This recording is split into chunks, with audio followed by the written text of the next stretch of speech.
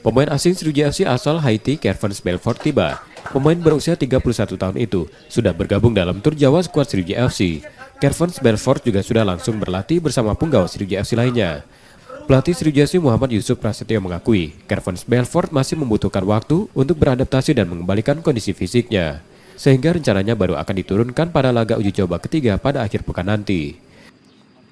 Iya, memang kita mau siapkan di game-game selanjutnya ya, untuk dia. Tapi saya lihat belum 100%. Itu normal.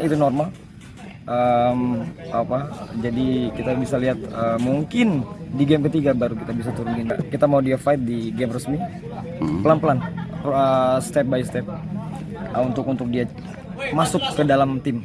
Karena dia baru 2 hari di sini, jadi udah pasti komunikasinya pasti jauh sekali dengan teman-temannya. Sriwijaya FC masih menunggu kedatangan satu pemain asing lainnya, yakni Ciencio Gielsen. Nur Muhammad, Kompas TV, Palembang, Sumatera Selatan.